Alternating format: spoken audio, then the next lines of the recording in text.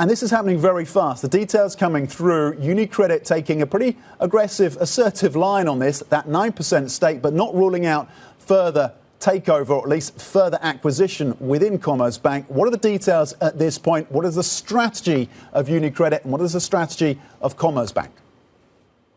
Yeah, Tom, I mean, this has really happened so very fast over the last 24 hours, and it caught a lot of people off guard from what our reporting tells us, namely, Commerzbank and also the German government who sold the stake. So let's just recap what happened here. Basically, Commerzbank has been held in part by the German government since the bailout of the financial crisis. They've been trying to get this to market for some time. They have been sort of suggesting that they were going to start to sell this stake into the market. During that period of time, UniCredit went into the market, started buying shares, bought about 4% of the stake, and then when the government came out to sell these shares, and they were basically finding in the market a bid of about, $12.50 to $12.60 for the shares. UniCredit came in for a killer fill order at $13.20 for the whole 4.5% stake of the entire bank that was coming to the market.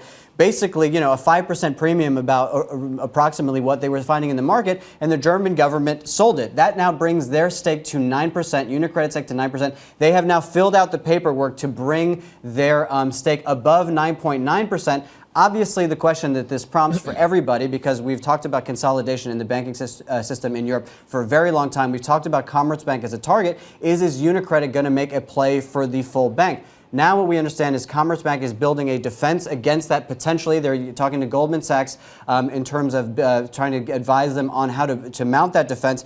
But everybody, Tom, everybody in Europe is watching this very, very closely, from the politicians to the regulators and, of course, Tom, the bankers.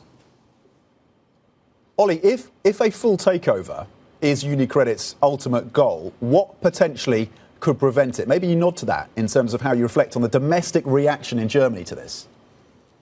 Completely, Tom. There's so many dimensions to this. Why such a fascinating story. I mean, let's deal first with the fact of potentially other bids coming in. We've talked about potential tie-up between Deutsche Bank and Commerzbank for many years. We asked them about it all the time. They talked about it back in 2019. We understand that did not come to fruition because there was so much overlap in terms of the clients. I've asked the CFO of Deutsche Bank about it. We talked to Christian Zaving, the CEO, all the time, and they always try to sort of bat it away and say this is something that maybe doesn't make a lot of sense, particularly when you don't have a banking union. You can't really reap all of the fruits that this kind of scale would provide.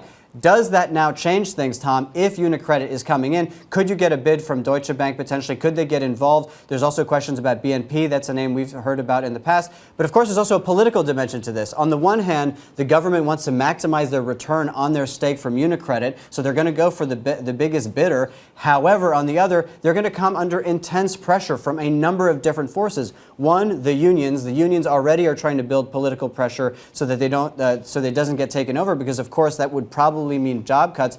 Meanwhile, in Germany, you have these nationalist forces in the AfD and the far left that really want to hold on to the things that they see as sort of their wealth as a nation. So, all of these pressures coming together at once in the politics. We have heard from the Greens so far. The Greens have said that they're okay with cross-border mergers. What's interesting, we've also heard from the CDU, the opposition right now, saying that they do not want the government to be guided solely by financial aspects of a deal, to consider other aspects, which is pretty funny to hear from the CDU, given that they are sort of so intent on the debt brake and the financial health of the German economy.